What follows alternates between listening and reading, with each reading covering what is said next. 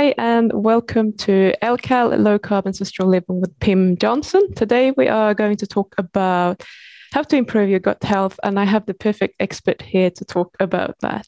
Her name is Kristy Russ, and she has over 25 years of experience from helping people improve their health by fixing the underlying issue rather than going to medications and other ways of treating symptoms like standard medicine does. And what she has found is that if the gut isn't functioning well, it's very hard, if not impossible, to heal other health issues as well. So welcome to the show, Kristy. Thank you so much. Happy to be here.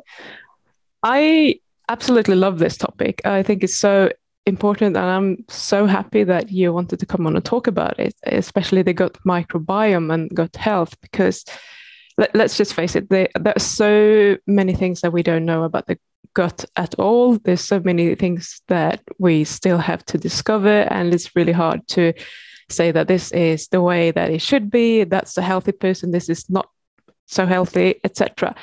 So I think maybe if you want to just start talking about maybe why you think that gut health is such an important aspect when you're treating pretty much any disease, because there is a connection there.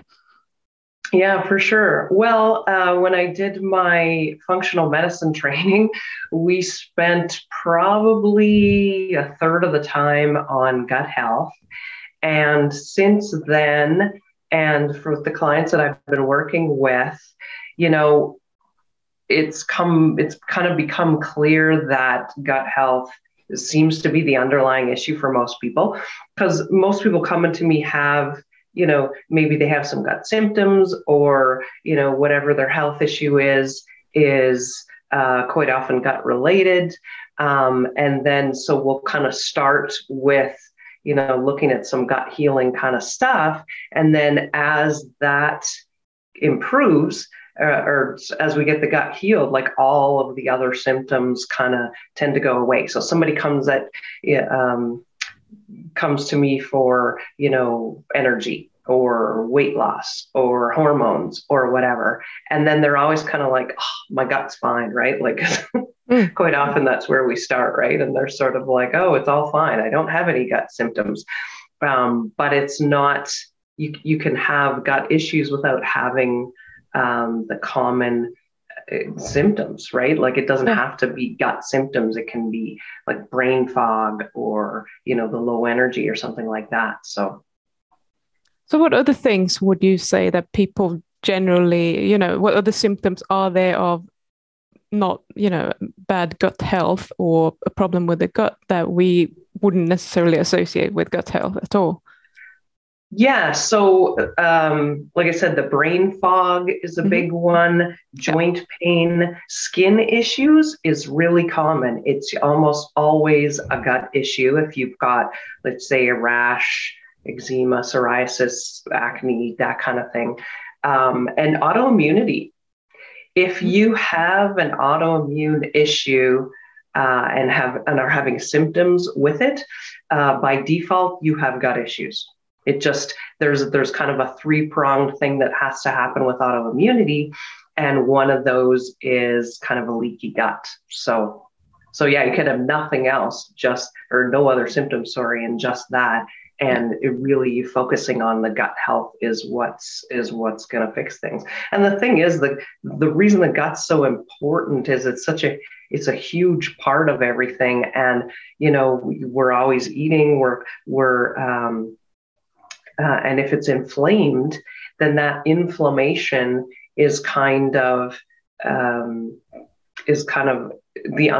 most people know that the inflammation is kind of the underlying cause of most health issues, right? So a big part, if your entire intestinal tract is inflamed, that's just something that the body's constantly having to deal with. And so fixing that is a huge part of quashing that inflammation, and then the body's able to deal with kind of the other stuff that's going on. So yeah, and this is so interesting because a lot of what I've been talking about and a lot of what this channel has been about is food.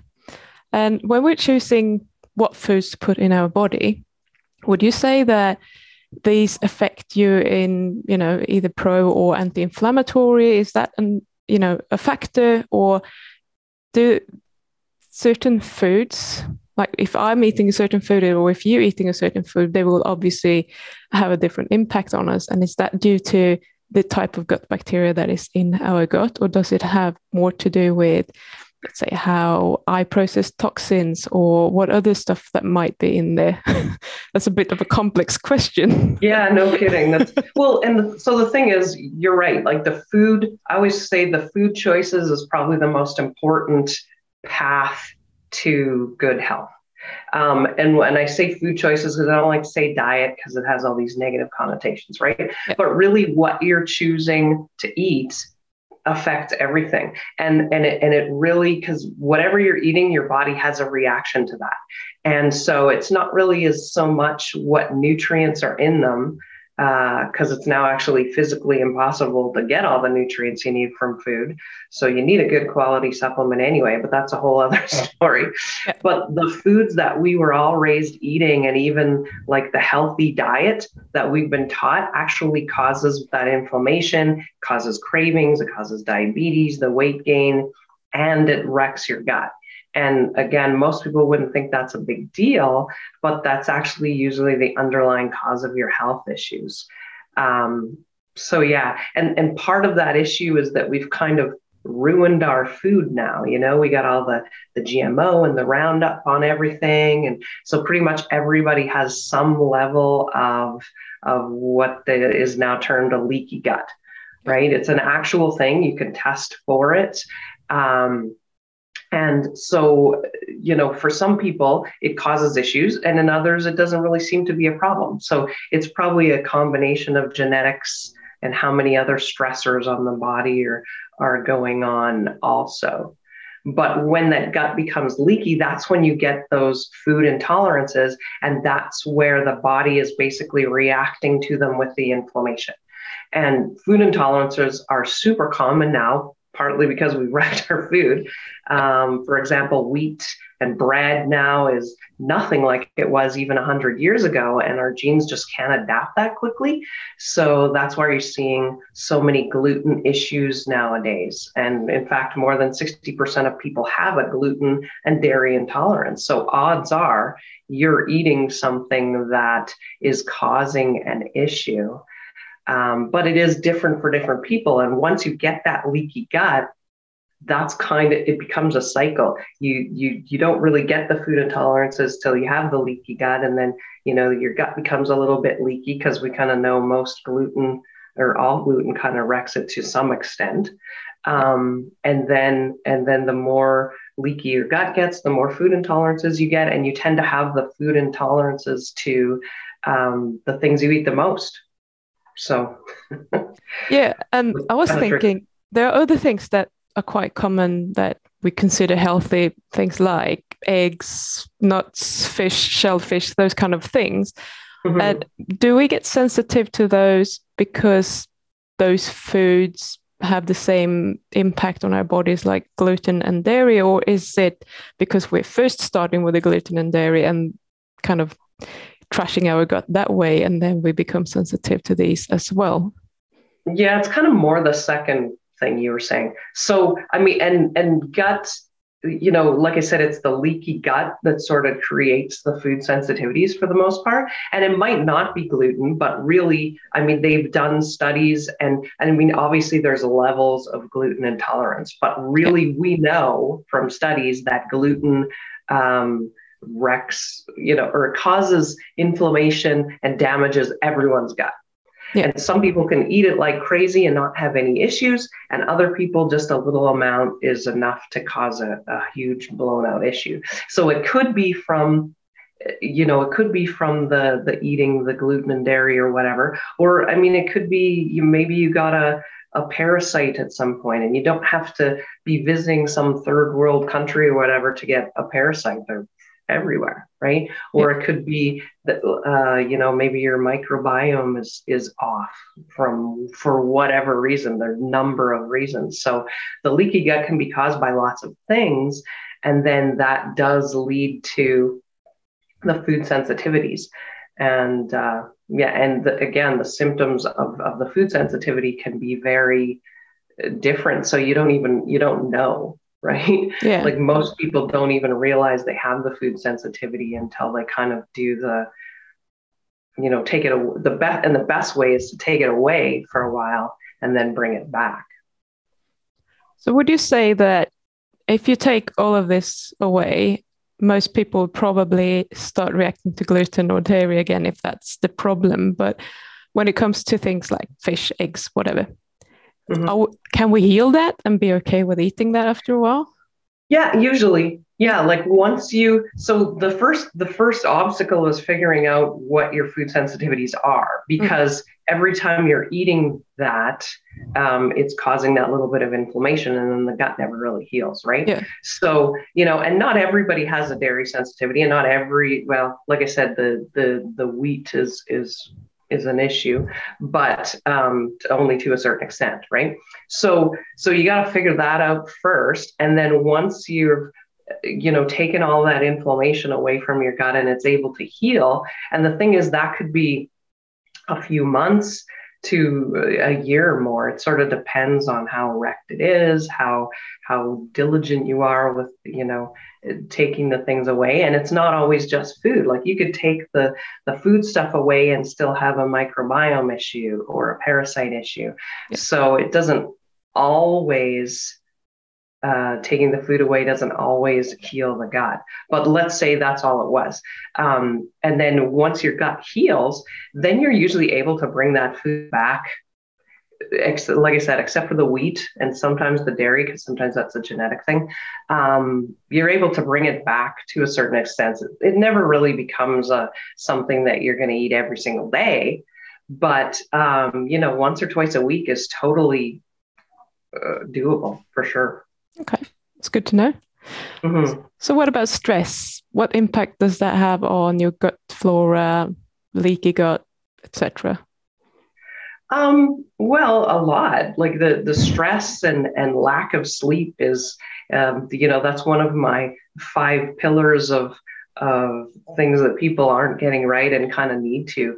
So the whole gut brain connection is one thing, and that butterflies in your stomach if you're nervous about something, like it really affects the other person. And the gut is it seems more sensitive than it should be, but it really is. And when I talk about stress, it's not always the emotional stress, it's also the physical stress.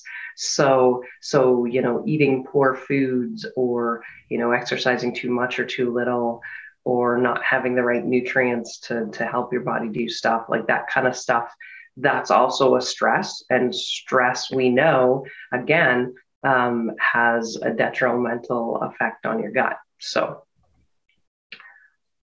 Okay, awesome. So let's talk a little bit about probiotics, because there's so many different kinds out there.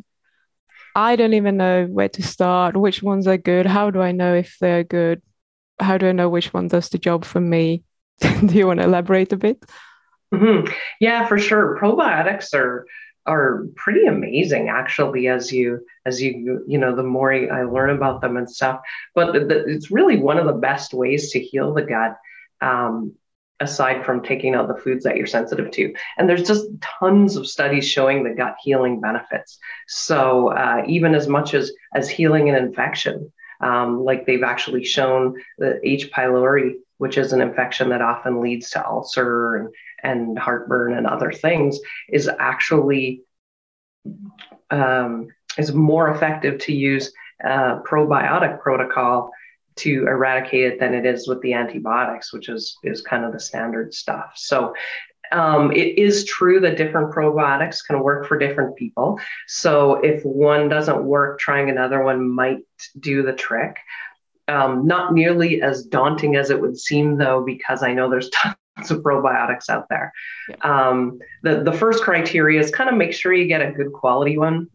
You do have better odds with the probiotics. Like I would say it's kind of 50-50 better odds than you would with a multivitamin. But, kind of choose a reputable brand, read reviews. Like if people are seeing a benefit with it, then at least it's probably there's active stuff in there that's actually doing something, right? Yeah. But as far as having to try a whole bunch of different probiotics, there's actually 3 basic types of probiotics. So really you're only needing to try 3 different ones. So the most common one when people talk about probiotics is there's the lactobacillus and the bifidobacter strains. And most probiotics are just different strains of these. So if you're just picking one from a reputable company, try and have, one that has multiple strains of those. Generally speaking, the more strains there are, the better, not always, and it has a decent, they measure them by CFUs, the colony forming units. So if it has a decent amount in it, right? Yep. So that's if you've got a good quality one and it's got a decent amount of the different strains and it's not doing anything for you, then there's no point trying another one that's just also the lactobacillus and bifidobacter, right? So, you've kind of done that. The second type of probiotic is actually a beneficial yeast called Saccharomyces boulardii. And so even though it's a yeast, it's actually really great for people with a candida overgrowth, which is super common now, it seems. And it basically chokes out that yeast overgrowth. And again, just a good quality, and it's only by itself. So you just want a good brand of that one. The third type of probiotic is what we call soil-based probiotics. And they're actually spores that are found in the soil, and usually strains of bacillus is what it's called. So when you're talking about the 3 different things, you could either try one at a time. And I would probably start with the lacto-bifido blend. And if you don't get results, you go to another one. Or you might want to try all 3 at the same time. And then once you're feeling well, you can sort of eliminate one at a time and waiting a few weeks in between to see if any of your symptoms regress. And this is because sometimes people only see results when they take all 3 at once, right? Or with 2 out of the 3. And you wouldn't really know this if you try one at a time, right? Yeah. I mean, the other way you could do it is you could, if you do the lacto-bifido blend and you're not seeing improvement, you could kind of add another one to the previous one and work your way up to all 3 types. It's going to take longer, but it might be more economical. And, that's kind of where having a practitioner to guide you can be really helpful, because depending on the person's situation and their symptoms, I kind of know when to just go with all 3 from the get-go, or if we can kind of try doing that step thing. So, and also, it's not perfect. Sometimes you need to actually take much higher doses than what the label says to get the improvement. So you might be on the right stuff, but if you're underdosing, you're not really going to see the results. So, yeah. So after you feel like I've healed now, do I have to continue taking these for life or for a certain period of time? Yeah, generally speaking, you can go, but again, it's really a lot of functional medicine, and figuring out what's right for you is a lot of trial and error, a lot. But you kind of want to know what you're looking for. So let's say, you did all 3 and you're feeling amazing. And then, like I said, you could take out the soil-based ones and see if your symptoms regress. And then, and kind of go, and if you ever see your symptoms regressing, then you kind of need to carry on. And same deal with dosing. Like maybe you needed, kind of double or triple the dose at first, and then you can kind of cut back on the dosing. We used to, like years ago, think that, people thought that if you took a probiotic, it's recolonizing and then that's that, right? Because obviously the bacteria multiply in your colon. But it's actually been shown, like when you stop, you kind of go back to what your baseline was. Yeah. Although there is some evidence that maybe after 6 or 7 years that it might reset, right? So, but it generally, if you're feeling well with it, like it's a long-term, you're doing it long-term. Otherwise, you're just going right back to where you were. So, yeah, that's good to know. Mm-hmm.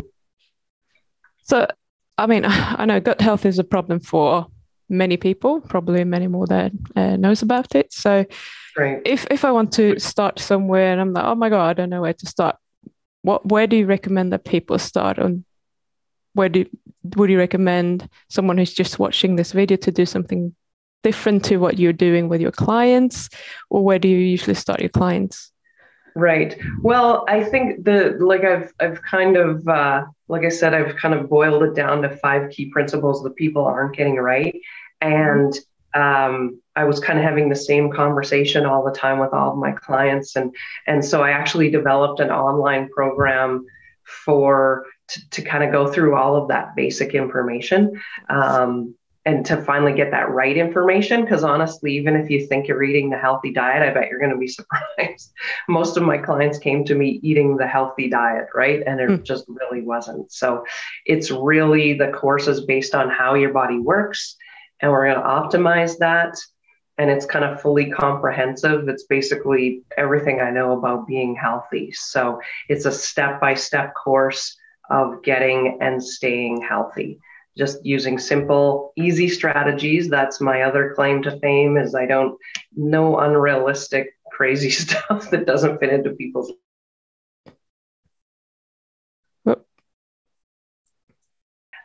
If you have gut issues or other conditions that make your situation more complex, I highly recommend getting the coaching package with it, because then you kind of get the best of both worlds. You get the personalization of the one-on-one coaching and the affordability of the online course. So that's kind of my basic step. Nice. If you want to know more about me, I have a free masterclass if you go to my website that kind of goes into those 5 principles, and it kind of gives some real life simple tips that you can start using today. So that's a good place to start if you're not really sure. Yeah, absolutely. I hope we have the link for that. We can put it up in the description. What's that? It's Kristy Russ healthcoaching.com. Yeah. Easy. And what was the free one? What was the free course or the masterclass called? It just says free masterclass, and it's like myth busting health. But yeah, if you go to my website, it's this big green thing. Can't miss it. So sweet. Okay. So what else do we need to know? Do you have any other common things that people just oversee in general, which relates to health, or maybe gut health, or anything that you think is important to share? Yeah. Well, like I said, I really feel like people don't realize how misinformed we really are. I discovered all of this through my own health journey because I thought I was doing everything right, and I really wasn't. And it was, it's more than the foods you eat. And I was shocked to discover that all the things that I had been taught my whole life, including in pharmacy, were actually, a lot of them were almost opposite of what you should be doing. And like I said, I have lots of clients coming to me on their healthy diet because they're following it, and it's not really working. So it's too bad. And that's kind of why, once I discovered all this, and it's just simple changes. It's not difficult. It's not rocket science. It's just a matter of making a few tweaks in what you're eating already and kind of what you're doing already. But it's such a huge impact. If I hadn't seen the before and after with my own eyes about how just a few simple things would have such a profound effect on people, like I never would have believed it, because I am ever the skeptic, right? So yeah, you think you're doing it right, but you're not. And it's that whole cliche, you don't know what you don't know. Yeah. So yeah. So what's the biggest health myth, in your opinion? Well, like I said, our healthy diet, right? People's food choices are crazy. It's crazy. And like I said, it's just it's a few small tweaks. It's nothing about deprivation or willpower or whatever. It's just knowing how your body works and then kind of working with it rather than against it. And it's like, it's night and day difference. But that would be the biggest thing is, and I mean, the thing is, you got to eat anyway. Yeah. You're eating anyway. So let's just learn what we really should be eating and feel better. The thing, it helps your body heal itself. And the bonus is you have, it's like lifelong health. Like when your body's working well, it heals and repairs itself. That's what you want. You don't want to be dealing with all these health issues for the rest of your life, right? What's your take on fasting? Do you use that with your clients? In the right situation, yeah. Like it can actually be a really good way and even from an anti-aging perspective, like we consume too many calories, and calorie restriction actually does show like better brain health, and that kind of thing. But if you, again, getting back to the stressors, and both physical and mental, like if there's some people can handle it well. Fasting is a stressor. So if you've already got a whole bunch of stuff that you're dealing with and you throw that on top of it, you're just going to derail everything, and it makes everything way worse. So in the right situation, I think it's actually a really valid principle, and I think it works well for a lot of people if you're doing it right. Yeah. Okay. Is there anything else you want to add before we wrap this up? I think I'm good. Yeah. You think you're good? Okay. Yeah. So thank you so much for sharing your knowledge. I really appreciate it. And I think my viewers are going to find it very interesting. And the advice when it comes to choosing your probiotics, I think is gold. So thank you so much. Yeah, for sure. My pleasure. Thank you.